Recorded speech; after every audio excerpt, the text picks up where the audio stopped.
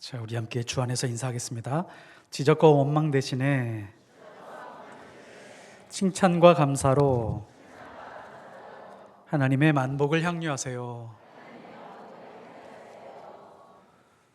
오늘 말씀의 제목은 마귀의 간계를 대적하라 라는 제목으로 하나님 말씀 전하도록 하겠습니다. 지난 20세기에 기독교 지성인 중에 가장 영향력을 미치고 있던 사람이 있습니다. 그 사람의 이름은 C.S. 루이스입니다. 기독교에 대해서 좀 질서 있게 설득력 있는 설명을 하고 있는 책을 알고 싶다면 C.S. 루이스의 책을 읽으시면 됩니다. C.S. 루이스는 의외로 사탄에 대해서 관심이 좀 많았습니다. 그래서 이 사탄을 잘 설명해낸 책이 스크루테이프의 편지라고 하는 책이죠. C.S. 루이스는 기독교인들이 크게 두 가지 실수를 한다라고 이렇게 지적을 하고 있는데요. 첫 번째는 사탄의 실제를 믿지 않는다. 신앙생활을 하는데 사탄이라고 하는 존재를 상당 부분 배제한 채로 신앙생활을 하고 있다는 것입니다. 이게 큰 문제다라고 지적을 합니다. 두 번째 문제는 뭐냐면 너무도 과도하게 사탄이라고 하는 존재를 신앙생활 안으로 끌어들인다라고 하는 것이죠. 그래서 사탄이 모든 것을 주관하고 있는 것처럼 그렇게 설명을 합니다. 사탄을 과장하고 있는 것이죠. 그래서 감기에 걸려도 감기 귀신, 가난한 것도 가난한 귀신 들렸다. 암에 걸려도 암의 귀신에 들렸다. 안 좋은 일이 생기면 마치 마가 끼었다라고 설명하는 것처럼 마귀를 너무 지나치게 과장되게 설명하면서 과도하게 끌어들여서 신앙생활을 한다라고 하는 것입니다. C.S. 루이스는 이것을 마술주의라고 하고 우리는 보통 이런 것을 신비주의라고 부릅니다. 이 두 가지 오류에 빠져 있으면 우리는 신앙생활하면서 쉽게 넘어질 수 있습니다. 이 두 가지 오류 자체가 마귀의 간괴일 수 있습니다. 하나님은 살아계시고 실제 하십니다. 그것과 똑같이 마귀도 실제 살아있고 존재합니다. 하나님이 일하시는 것처럼 마귀도 자신의 일을 아주 구체적으로 실행을 하고 있습니다. 오늘 말씀에서 지적하고 있는 것이 바로 이거죠. 마귀의 간계, 다시 말해서 마귀의 속임수가 우리를 항상 공격하고 있다라고 하는 것을 우리가 놓쳐서는 안 됩니다. 마귀의 속임수는 무엇일까요? 이런 겁니다. 가까이 있는 사람은 미워하게 만들고 멀리 있는 사람은 사랑하게 만듭니다. 이게 마귀의 아주 큰 속임수라고 하는 것이죠. 매일매일 같이 사는 가족이 있습니다. 가까이 인접해 있는 이웃들이 있습니다. 교회 공동체 안에서 매주 만나는 믿음의 형제와 자매가 있는데 그 사람들은 미워하면서 인류는 사랑하는 겁니다. 멀리 있는 아프리카에 있는 사람들 혹은 좀 TV에 나와서 좀 불쌍하게 사는 사람들에게는 동정심이 많이 발휘가 되고 그 사람들에게는 후원금도 많이 보내주게 됩니다. 그러면 우리가 어떤 착각을 하게 되냐면 이런 착각을 하게 됩니다. 나는 인류는 사랑하니까, 나는 불쌍한 사람들을 돕고 있으니까 내 가까이에 있는 가족을 미워하고 가족을 싫어하는 그것은 작아 보이죠. 그러면서 착각을 한다는 거예요. 자기 자신은 휴머니스트다. 나는 좋은 일을 하기 좋아하는 사람이야 라고 착각을 하게 만든다라고 하는 것입니다. 이게 마귀의 아주 큰 속임수 중에 하나입니다. 실제로는 그 사람에게 사랑이 있나요? 없나요? 사랑은 없습니다. 어떤 사람을 도울 때 그냥 후원금 얼마를 보내준 것으로 내 사랑이 이만큼 큰 거라고 착각하게 만들고요. 내 가까운 가족, 남편, 아내, 자녀들, 친척들, 가까운 사람을 미워하는 것은 굉장히 축소시키면서 나에게 미움이나 증오는 작은 것처럼 보이게 만드는 것, 이것이 마귀의 속임수 중에 하나입니다. 왜냐하면 예수님은 이웃을 사랑하라고 했지 인류를 사랑하라고 말씀하신 적이 없습니다. 근데 마귀는 이거를 뒤집어 놓고 있습니다. 성령이 우리에게 구체적으로 일하는 것은 어떤 형태일까요? 성령이 우리 안에서 일하기 시작한다라고 하는 증거는 뭐냐면 나와 가까이 있는 사람들을 사랑하기 시작을 합니다. 그 사람을 미워하는 것에 대해서 용납하지 않으려고 애쓰기 시작을 하고 예수님을 닮아가고자 노력한다라고 하는 것이죠. 성령이 일할 때 온 인류를 사랑하면서 모든 국가를 사랑하는 마음을 주는 것이 아닙니다. 우리는 흔히 마귀와의 싸움을 영적 싸움이라고 말합니다. 그래서 마귀라고 하는 존재가 영적인 존재이기 때문에 영적인 일을 하고 있을 것 같지만 그렇지 않습니다. 마귀는 아주 구체적으로 현실에서 일하고 있습니다. 영적 싸움이라고 하면 이상한 꿈을 많이 꾸게 되거나 환상을 많이 보게 되거나 그래서 기도를 많이 해서 내가 영적으로 뭔가를 대응해야 된다라고 생각을 하지만 그렇지 않습니다. 마귀가 하는 일은 현실적인 일로 접근해 옵니다. 아주 구체적으로 우리에게 다가오기 시작을 합니다. 12절의 말씀을 보면 우리의 씨름은 혈과 육을 상대하는 것이 아니요 통치자들과 권세자들과 이 어둠의 세상 주관자들과 하늘에 있는 악의 영들을 상대함이라. 이 말씀 잘 이해해야 됩니다. 이 말씀의 뜻은 바른 싸움을 하라는 겁니다. 바른 싸움. 우리가 신앙생활하면서 바른 싸움을 하지 않고 있다라고 하는 것이고요. 바른 싸움이라고 하는 것은 무엇이냐? 혈과 육을 상대하는 것이 아니요. 그러니까 사람을 상대해서 싸우는 것이 아니다. 사람을 대적하지 마라. 사람을 공격하지 말고 사람을 비난하지 마라. 우리가 만나는 사람들은 하나님이 지으신 존재요, 하나님이 사랑하는 존재이기 때문에 그 사람의 행동과 태도를 보고 판단하면서 그 사람을 공격하고 있는 것이 아니라 그 사람 배후에 있는 악한 영의 세력과 대적해서 싸워야 된다. 싸움을 구분하라 라고 하는 것이 오늘 말씀의 아주 중요한 부분입니다. 이것이 영적 싸움이라고 하는 것이죠. 그러면 우리가 영적 싸움이요, 이 영적 싸움이라고 하는 것이 자주 일어나는 걸까요? 평생에 한두 번 일어나는 걸까요? 매일매일 삶 속에 있는 것일까요? 어쩌다 한번 크게 우리를 치고 들어오는 것일까요? 이 영적 싸움은 매일매일 매 순간 일어나는 것입니다. 그러면 여쭤보겠습니다. 최근에 일어났었던 영적 싸움은 어떤 것일까요? 있으셨나요? 없으셨나요? 우리는 이 영적 싸움에 대해서 이렇게 생각을 할 때가 있습니다. 이 영적 싸움이 어디에서 일어나는지에 대해서 우리가 분명히 구분할 수 있어야 됩니다. 분명히 분별할 수 있어야 됩니다. 우리는 영적 싸움을 보통 흔히 이렇게 사용합니다. 선교지에 갈 때 영적 싸움이 일어난다라고 하기 때문에 영적으로 무장해야 된다라고 하는 그런 훈련을 받을 때가 있습니다. 혹은 기도원에 가면 영적 싸움이 있다. 그렇기 때문에 영적으로 무장하고 가야 된다. 그렇게 생각을 합니다. 그러나 이것도 마귀의 속임수 중에 하나입니다. 영적 싸움은 어느 특정한 지역, 멀리 어딘가에서 일어나는 것이 아닙니다. 신천지하고 영적 싸움을 벌이는 것도 아니고요. 스님과 영적 싸움을 벌이는 것이 아닙니다. 나와 가까운 사람들과 일어나는 것이 영적 싸움입니다. 이것을 놓치면 안 됩니다.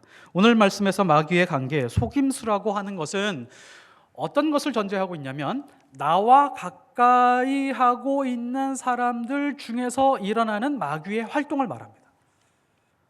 어디 먼 나라의 이야기, 어디 특정한 종교적인 행위에 대해서 말씀하고 있는 것이 아닙니다. 한번 예를 들어 보겠습니다. 최초의 마귀의 활동이 어디에서 일어났나요? 에덴 동산에서 일어났습니다. 그러면 누구와 누구 사이에서 일어났나요? 최초의 마귀의 활동은 아담과 하와 사이에서 일어났습니다. 영적 싸움은 어디 먼 어딘가에서 일어나는 것이 아니라 나와 가까운 곳에 있는 누군가 사이에서 그 틈을 비집고 들어와서 마귀가 관계를 벌이고 속임수를 벌이고 있다라고 하는 것을 우리가 놓쳐서는 안 됩니다. 아마도 추정컨대 아담과 하와가 부부싸움을 했었던 것 같아요. 왜냐하면 둘이 좀 떨어져 있었던 것 같습니다. 가까이 붙어 있으면 사이가 좋았다면 뱀이 그 틈을 타서 들어오지 않았을 것 같아요. 둘이 부부싸움을 해서 좀 멀리 떨어져 있었지 않았을까라고 그냥 추정입니다. 사실은 아닐 수도 있습니다. 남편과 아내가 아담과 하와가 좀 떨어져 있으니까 그 틈을 타서 뱀이 들어와서 관계와 속임수를 충분히 벌일 수 있었던 것이죠. 그 옆에서 아담이 있었다면 그 말을 들으면서 하나님이 그렇게 얘기 안 하던데 라고 하면서 커트시킬 수 있었을 것이죠. 뭔가 틈이 벌어졌습니다. 부부 사이에 그 틈 사이가 있었던 것이죠. 일단 우리가 여기서 깨달아야 될 것은 가까운 사이에 마귀가 활동하고 있다라고 하는 것이죠. 또 하나, 마태복음 16장에 보면 빌립보 가이사랴에 있을 때 예수님이 제자들에게 질문을 합니다. 지금 많은 사람들이 우리를 따라오고 있는데 저 사람들이 나를, 인자를 누구라고 하느냐라고 그 이야기를 듣고 싶어서 제자들에게 물어보셨습니다. 제자들이 대답을 합니다. 세례 요한이라고 합니다. 엘리야라고 합니다. 예레미야 혹은 선지자라고 그렇게 사람들이 이야기를 합니다. 그래, 그것은 사람들이 하는 이야기고 너희들은 나를 누구라고 하느냐, 누구로 생각하느냐라고 질문을 하십니다. 이때 베드로가 이렇게 대답을 하죠. 주는 그리스도시요 살아계신 하나님의 아들이시니이다. 예수님이 깜짝 놀라셨습니다. 감동하셨습니다. 예수님이 성경 안에서 칭찬하는 부분이 그리 많지 않은데 여기에선 너무 크게 감동하시고 흥분하셔서 계속해서 어마어마한 말씀을 하기 시작을 합니다. 그것을 알게 하신 분은 하늘에 계신 하나님이시다. 너가 한 그 고백 위에 교회를 세우겠다. 그리고 천국의 열쇠를 주겠다. 예수님이 지금 어마어마한 보물들을 지금 베드로에게 풀어놓고 있습니다. 거기서 그치지 않죠. 땅에서 풀면 하늘에서 풀리라 하시면서 매우 흥분하셨습니다. 어마어마한 칭찬과 보물과 선물들을 베드로에게 쏟아놓기 시작을 했죠. 말씀을 여기서 멈추시면 안 됩니다. 그 뒤에 있는 내용들이 굉장히 중요합니다. 예수님이 이 고백을 들으시고 나서 이 고백 이후에 예수님이 아주 중요한 것을 선포합니다. 내가 이제 십자가를 지게 될 거다. 내가 십자가를 지고 죽게 될 텐데 3일 만에 부활하게 되겠다라고 하는 것을, 아주 중요한 얘기를 이 고백 다음에 말씀을 합니다. 그리고 베드로가 갑자기 끼어들어오더니 예수님의 어깨를 탁 붙잡습니다. 그리고 항변을 하기 시작을 합니다. 이렇게 얘기를 하죠. 주여 그리 마옵소서. 이 일이 결코 주께 미치지 아니하리이다. 예수님이 깜짝 놀라셨습니다. 조금도 주저하지 않고 베드로에게 곧바로 뭐라 그러냐면 사탄아 내 뒤로 물러가라. 이 일이 너는 나를 넘어지게 하는 자로다. 내가 하나님의 일을 생각하지 않고 도리어 사람의 일을 생각하는도다. 이게 무슨 뜻이죠? 가까이 있는 사람들 틈에 비집고 사탄이 들어와서 활개를 치기 시작을 하고요, 사탄의 존재를 드러내기 시작을 합니다. 그러면 베드로가 사탄이라고 하는 뜻일까요? 아닙니다. 베드로를 사탄으로 보질 않고, 그러면 베드로에게 사탄이 쓰인 걸까요? 그것도 아닙니다. 지금 예수님은 베드로와 사탄을 구분하면서 사탄을 영적으로 공격하고 있고 베드로에 대해서는 크게 언급을 하고 있지 않다는 것을 우리가 알 수 있습니다. 그러니까 베드로 가까이에서 베드로의 생각과 말을 활용하고 있는 그 사탄에게 물러가라 라고 그렇게 명령하고 있는 것입니다. 예수님이 여기 잘 보십시오. 예수님은 베드로가 하고 있는 믿음과 베드로의 인격과 사탄의 활동을 분별하고 구분하고 대적하고 있다라고 하는 것을 우리가 여기서 볼 수 있습니다. 이것이 바로 영적 싸움입니다. 바로 이 말씀에서 악한 영들을 상대하라라고 하는 말씀에 아주 중요한 키워드를 얻을 수 있는 것이죠. 자, 이제 정말 중요한 부분입니다. 베드로와 예수님 사이, 아주 긴밀한 사이였죠. 이 관계 사이에서 사탄이 어느 부분에서 어떻게 일하기 시작을 했을까요? 어느 틈을 비집고 들어왔을까요? 이게 아주 중요한 질문입니다.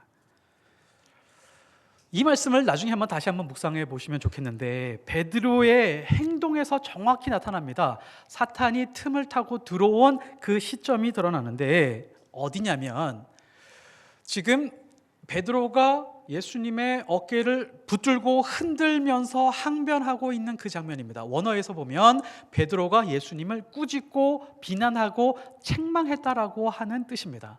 이게 뭐죠? 베드로가 무례한 행동을 했다는 겁니다. 감히 예수님에게. 이게 무례하다라고 하는 것은 굉장히 중요한 겁니다. 왜냐하면 무례함이라고 하는 것은 그 배경이 어디서 나오는지 아세요? 교만입니다.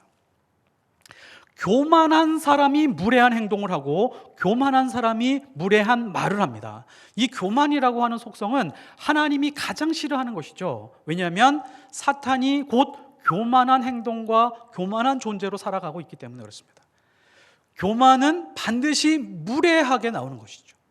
자, 그래서 베드로가 예수님께 무례한 행동과 말로 다가갔을 때 그 틈을 비집고 들어온 것이다라고 우리는 알 수 있습니다. 사탄은 어디서 일한다고요? 무례함 속에서 일합니다. 무례한 말, 무례한 행동, 무례한 눈빛. 무례함은 사탄이 가장 좋아하는 사람의 태도입니다. 가짜 믿음의 증거가 있습니다. 무례한 사람들입니다. 하나님을 사랑한다라고 하면서 신앙이 좋은 사람들이라고 하면서 예배를 잘 드리는 사람들이라고 하면서 무례하게 행동하는 사람들은 그것은 가짜 행동입니다. 왜냐하면 이 친절함이라고 하는 것, 무례하지 않고 친절하다라고 하는 것은 이 친절함의 배후는 뭐냐면 겸손입니다. 겸손함의 가장 최고의 극치는 누구냐면 예수님이죠. 예수님의 모습을 가장 많이 닮은 것 바로 겸손함, 거기서 친절함이 나오기 때문에 그렇습니다. 어떤 사람 안에 성령의 보증과 인치심이 있고 성령에 충만한 사람들은요 반드시 친절함으로 드러나게 되어 있습니다. 이 친절함이라고 하는 것은 그리스도인이 가지고 있는 가장 중요한 가치 중에 하나입니다. 이겁니다. 교회 안에 누군가가 들어왔어요. 굉장히 부자이면서 깨끗하고 깔끔하게 들어온 사람들이 있어요. 그러면 사람들이 자연스럽게 친절합니다. 어서 오세요. 이쪽으로 앉으세요. 저쪽으로 앉으세요. 그런데 조금 허름해 보이는 사람이 들어오기 시작을 합니다. 근데 저 사람 뭐 하는 사람이지? 라고 생각을 할 때가 있죠. 그러나 성령으로 충만한 사람들은 누가 오든지 간에 똑같이 친절합니다. 어서 오세요. 하나님이 당신을 보내주셨군요. 이쪽으로 앉으세요. 그 사람의 겉모습이 어떠하든지 상관없이 동등하게 친절할 수 있는 힘, 이것이 성령이 그 사람과 함께 있는 것이라고 할 수 있습니다. 어떤 사람을 만나도 그 영혼을 살피지 겉으로 드러나는 것을 살피지 않는 것, 이것이 바로 친절함으로 드러납니다. 우리를 되돌아봐야 됩니다. 그리스도인들은 누구나 친절합니다. 왜요? 사랑은 언제나 온유하고 친절하다라고 성경이 말하고 있기 때문에 그렇습니다. 이 무례함이라고 하는 것 조금 더 설명하고 싶습니다. 무례함은 사람을 무시하는 정도에서 끝나지 않습니다. 무례함은 다른 사람 안에 있는 하나님의 형상을 비난하는 것입니다. 무례함은 인간에 대한 존중이 사라지는 것입니다. 무례함은 그 배후가 사탄이기 때문에 이 무례함을 통해서 사람에게 상처를 입히고 사람을 죽일 수 있는 단초가 될 수 있습니다. 너무 지나친 표현이라고요? 그렇지 않습니다. 이 무례함이 구조화되면 사람은 서서히 죽어가게 되어 있습니다. 나치가 유태인 600만 명을 학살했습니다. 아무리 나쁜 사람이라고 하더라도요, 사람을 많이 죽이는 것은 굉장히 힘듭니다. 한 사람을 죽이는 것도 힘들고요, 많은 사람을 죽이는 것은 굉장히 힘들다라고 하는 것이죠. 당시에 독일은 기독교 국가였습니다. 모든 독일에 있는 군인들은요 다 기독교인들이었습니다. 그 기독교인들, 하나님을 믿는 사람들이 다른 사람들을 죽이는 것은 쉬운 일이 아니었습니다. 그래서 쉽게 죽일 수 있도록 하기 위해서 그 수용소들을 무례함으로 구조화시킵니다. 어떻게 하냐면 이런 겁니다. 예를 들어서 10,000명 정도 수용할 수 있는 수용소가 있었습니다. 그 수용소에 일부러 고의적으로 화장실의 개수를 적게 만듭니다. 10,000명 정도가 있어야 되면 화장실이 많아야 되잖아요. 그러면 한 50개 정도를 만드는 거예요. 일부러 적게 만듭니다. 그러면 문제가 생기죠.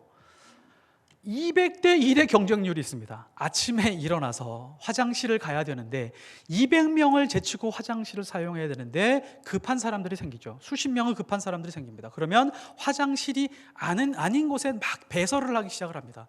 화장실 주변에 배설을 하기 시작을 하죠. 그러면 그 수용소 자체가 더러워지기 시작합니다. 근데 그 주변도 차지하기 힘드니까 수용소 안에, 잠자는 곳 안에도 배설하기 시작을 합니다. 그러면 군인들이 이렇게 생각을 하죠.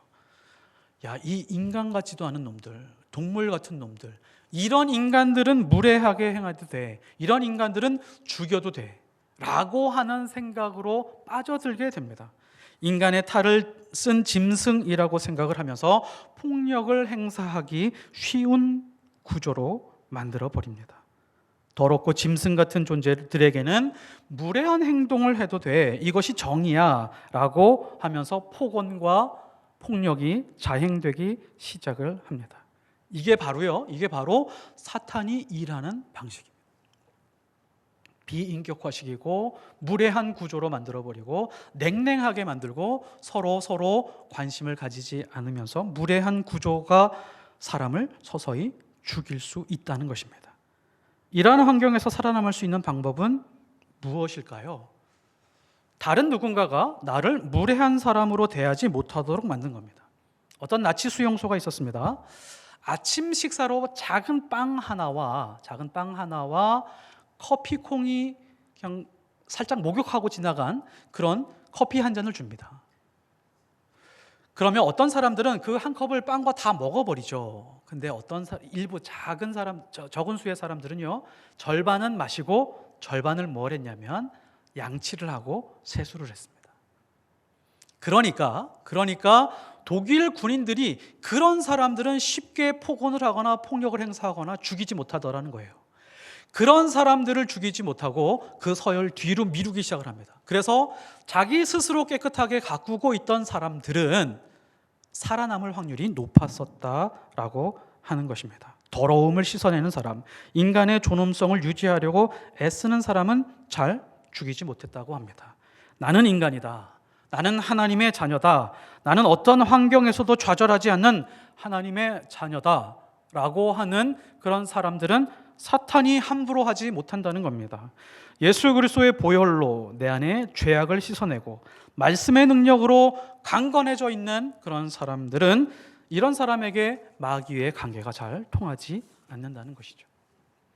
그래서요, 의외로 중요한 것이 있습니다. 서로가 서로에게 인사하는 것입니다. 인사하지 않는 사람들을 보면 우리가 어떻게 느끼죠? 무례하게 느낍니다. 아, 저 사람 진짜 무례한 사람이야. 인사도 없어. 이렇게 생각을 하죠. 인사를 한다라고 하는 것은 이런 겁니다. 상대방의 가치를 인정해 주는 겁니다. 서로의 존재를 인정하는 것이 인사입니다. 거기에 이런 의미가 담겨 있습니다. 하나님의 자녀이신 당신, 여기 앉아 계시는군요. 당신은 가치 있는 사람입니다. 조금 더 깊이 들어가면 이런 겁니다. 하나님이 당신을 존귀하게 여긴다고 들었습니다. 안녕하세요. 오셨군요. 저는 당신을 잘 알지 못하지만 하나님이 당신을 사랑한다는 것은 잘 알고 있습니다. 서신서에서요, 항상 서신서 첫 번째 인사말부터 시작을 합니다. 아시죠? 문안 인사부터 시작을 합니다. 그 인사가 뭐죠? 당신은 하나님 안에서 존귀한 존재입니다 라고 인정해 주는 것입니다. 서로 사랑하라 그랬잖아요. 이거를 조금 구체적인 말로 표현하면 서로 인사하라는 얘기입니다. 인사가 없는 교회, 그 교회에 다니고 싶지 않죠. 인사가 없는데 사랑이 있을 수가 없습니다. 떠나고 싶은 교회가 있습니다. 교회에 와서 예배를 몇 년 동안 예배를 드리고 있는데 서로 인사해 주는 사람이 한 명도 없습니다. 그러면 이런 생각을 합니다. 아, 이 교회 떠나야겠다. 다른 교회 가야겠구나 라고 하는 생각의 첫 번째 단초가 바로 인사에서 나오고 있습니다. 우리 교회는 어떤가요? 인사 잘하는 교회 같으세요? 그렇지 않은 교회 같으세요? 인사 잘하는 교회가 되었으면 좋겠습니다. 서로 잘 알던 모르던 인사해 주는 것. 아, 당신은 하나님이 사랑하는 존재입니다. 안녕하세요. 오셨군요. 샬롬, 평안하십시오. 라고 인사할 수 있는 그런 교회가 있습니다. 반대로 교회 열심히 다니고 있는데 한 명도 인사하지 않는 교회입니다. 그럼 어떻게 해야 될까요? 이 교회 떠나야지, 그런 생각하지 마시고 이렇게 하면 됩니다. 내가 먼저 인사하면 됩니다. 안녕하세요. 오셨어요? 저는 누구누구입니다. 이 교회에 대해서 좀 알고 싶습니다. 이렇게 먼저 인사를 하면 됩니다. 인사를 먼저 받으려고 하는 사람들만 있으면 반드시 사탄이 일하기 시작을 합니다. 왜냐하면 모든 사람이 무례하거든요. 무례한 것을 대수롭게 여기지 않는 것이 매우 위험합니다. 우리 가정에서 한번 잘 보십시오. 남편은 아내에게 무례하게 말해서는 안 됩니다. 아내는 남편에게 절대로 무례하게 표현해서는 안 됩니다. 비꼬거나 그 사람을 비난하거나 계속해서 무언가 잔소리를 하면서 그 사람을 고치려고 하는 그런 무례한 행동을 해서는 안 됩니다. 하고 있었지만 그것을 계속해서 줄여가야 됩니다. 부모는 자녀에게요, 무례하게 해서는 안 됩니다. 어떤 사람이 이런 얘기를 하더라고요. 나는 절대로 화내지 않습니다. 화를 내서 사람이 변하는 것을 단 한 번도 본 적이 없습니다. 그래서 화를 내지 않습니다. 화를 낸다라고 하는 것은 무례한 것이잖아요. 누군가에게 화내지 않고 기다려주는 것, 예수 그리스도의 성품을 닮아가는 것입니다. 우리가 이런 결심과 다짐을 했으면 좋겠습니다. 아내에게 무례하게 대하지 말자. 남편에게 무례하게 대하지 말자. 자녀에게 무례하게 대하지 말자. 또 누구에게 가장 무례하게 대하죠? 자식이 부모에게 무례하게 대합니다. 이 무례함 속에서 매일매일 사탄이 틈타고 들어와서 상처 입히고 공격하고 비난하고 나는 아무런 가치가 없는 존재처럼 느끼게 만드는 이런 영적 싸움 속에 있다는 것을 우리가 모를 때가 많이 있다라고 하는 것이죠. 서로에게 무례하지 않고 인사하며 친절한 그런 공동체 안에 있다면 사탄이 공격하기 어렵습니다. 자, 마지막으로 오늘 말씀에서 놓치지 말아야 할 아주 중요한 것이 있습니다. 이 영적 싸움이라고 하는 것은 절대로 혼자 싸우는 것이 아닙니다. 공동의 싸움이라고 하는 것을 성경이 우리에게 분명하게 알려주고 있습니다. 우리가 마귀의 간계를 대적하기 위해서 오늘 말씀에서 어디에 가장 먼저 주목하냐면 전신갑주를 입으라, 전신갑주를 취하라 두 번 반복하고 있기 때문에 전신갑주를 잘 배워서 공부한 다음에 내가 전신갑주를 입고 영적 싸움을 해야지 라고 그렇게 결심할 수 있지만 성경은 그것보다도 먼저 더 중요하게 우리에게 설명해 주는 게 있습니다. 10절에 보면 이렇게 말씀하고 있습니다. 끝으로 너희가 주 안에서와 그 힘의 능력으로 강건해지고, 전신갑주보다 먼저 나오고 있는 말씀이 이거라고 하는 것을 놓쳐서는 안 됩니다. 뭐라 그랬냐면 너희가 주 안에서 먼저 위치를 잘 잡으란 얘기죠. 그 힘의 능력으로 강건하여지고, 강건하는 것이 먼저입니다. 어디서요? 주 안에 들어가서 강건한 다음에 전신갑주를 입는 거예요. 이 순서가 매우 중요합니다. 왜냐하면 군대에 들어갈 때 건강한 사람만 군인 될 수 있어요. 그거 아시죠? 건강하지 못한 사람들은 군대에서 면제시킵니다. 맞죠? 성경도 마찬가지예요. 주 안에서 그 힘과 능력으로 강건해진 다음에 전신갑주, 군복을 입을 수 있는 겁니다. 육체가 건강한 사람이 군인이 되는 것처럼 우리도 또한 마찬가지다라고 하는 것입니다. 그럼 어떻게 강건해질 수 있느냐? 어떻게 강건해질 수 있느냐? 주 안으로 들어가 있을 때만 그렇습니다. 그런데 여기서 또 중요한 게 너희가입니다. 너희가. 싸움이 혼자만의 싸움이 아니다. 함께하는 싸움이다. 혼자 싸우면 깨질 수 있는 그런 확률이 높지만 군대는 특별한 상황이 아닌 이상 항상 군대가 함께 싸웁니다. 마찬가지이죠. 13절에도 마찬가지입니다. 하나님의 전신갑주를 취하라. 이는 악한 날에 너희가예요. 함께 싸우는 싸움이다. 혼자 싸우는 싸움이 아니다. 자, 이게 첫 번째로 중요한 부분이고요. 또 하나, 우리가 싸움을 싸울 때 개별적으로 싸우는 싸움이 훨씬 더 많아 보입니다. 그 개별적으로 싸우는 영적인 싸움을 치열하게 싸워서 이겨내라. 이게 왜 중요하냐면, 군인이 군복을 입고 싸워서 이기는 것, 이것은 군인만 지키기 위한 거예요? 그 나라를 지키기 위한 겁니까? 군인들은 나라를 지키는 겁니다. 군인들이 싸울 때 자기 혼자만을 위한 싸움이 아니라 나라를 위한 싸움이죠. 군인이 싸워서 이기면 전체가 이긴 것이고, 군인이 지면 전체가 진 것입니다. 자, 이거 보세요. 우리가 각자의 자리에서 영적인 싸움을 싸워갈 때 그 싸움이 반드시 공동체에게 영향을 미치게 되어 있기 때문에 너희 가라고 계속해서 강조를 하고 있습니다. 사도 바울이 가는 곳마다 배척을 당했습니다. 돌에 맞고 채찍을 맞았고요. 자기가 세운 교회에서 쫓겨나기도 했습니다. 많은 고난을 당했는데 그 주변에 있던 교회, 그리스도인들이 바울의 모습을 보면서 이 사람들이 큰 힘을 얻었습니다. 바울이 싸우고 있는 그 영적인 싸움으로 인해서 뭐가 생겼냐면 교회가 세워지기 시작을 했습니다. 바울이 그 교회에 가서 직접 양육하고 교육하지 않았는데, 바울이 혼자서 영적 싸움을 하고 있는데 다른 곳곳에서 있는 교회가 점점 성장하기 시작을 했습니다. 바울이 싸우는 싸움을 통해서 많은 사람들이 영향을 받아서 새 힘을 얻고 그 교회가 성장하기 시작을 했습니다. 저 사람은 어떻게 저런 상황에서 흔들림 없이 하나님의 복음을 위해서 살지, 하나님의 역사를 두 눈으로 보게 된 것입니다. 지금 내가 제일 힘들고 어려운 줄 알았는데 저 사람에 비하니까 나는 아무것도 아니구나. 나도 더 하나님을 붙들어야지 라고 하면서 많은 사람들에게 영향을 미치게 되는 겁니다. 교회는요, 이렇게 세워집니다. 이렇게 세워져야 진짜 교회입니다. 교회가 세워지는 것을 우리가 착각하면 안 됩니다. 어떤 카리스마 있는 한 목사가 와서 그 교회를 부흥시키고 좋은 말씀 때문에 많은 사람들이 모여서 행복해하는 것, 이것도 교회가 세워지는 것이지만 초대 교회는 이렇게 세워졌습니다.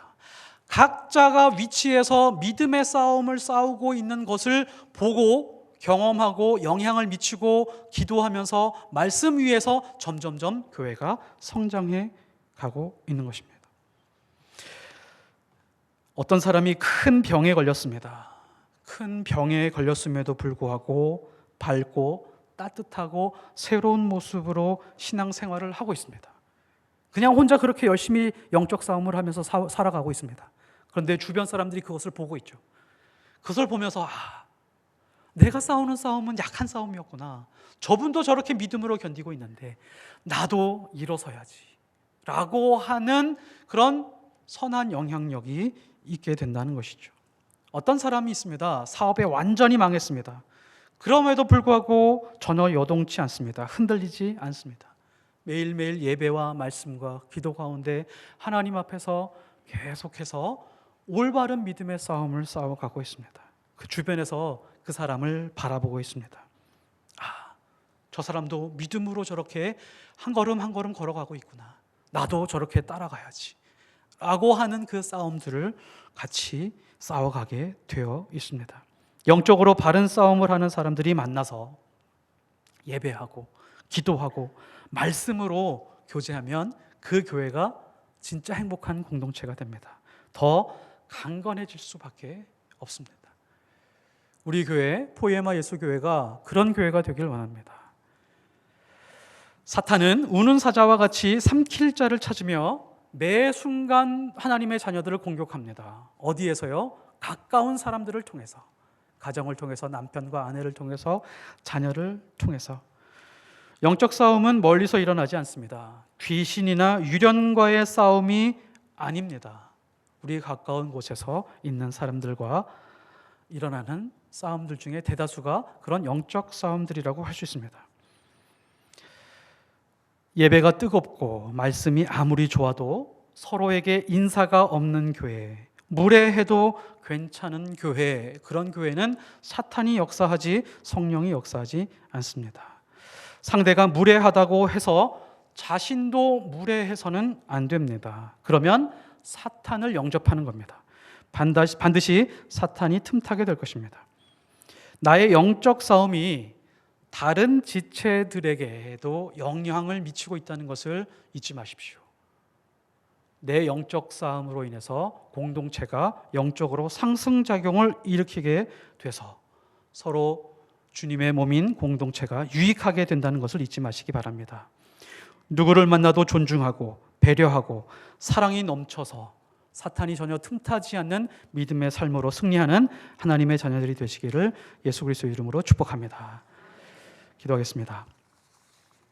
하나님 아버지, 날마다 사탄의 간계가 있는데, 속임수가 있는데 우리가 그것을 배제한 채로 살아갈 때가 많이 있습니다. 또 때로는 너무 지나치게 사탄을 과장되게 표현할 때가 많이 있습니다. 하나님, 우리가 믿음으로 바른 싸움 싸워가게 하여 주옵소서. 영적인 사탄을 공격해야 되는데 사람을 공격하고 비난하는 그런 어리석음을 범하지 않게 하여 주옵소서. 언제나 친절하고 무례하지 아니하고 언제나 배려하고 친절한 그런 믿음의 삶으로 승리하는 하나님의 사람들, 믿음의 예수 공동체가 될 수 있도록 도와 주옵소서. 감사드리며 예수 그리스도 이름으로 기도드렸사옵나이다. 아멘.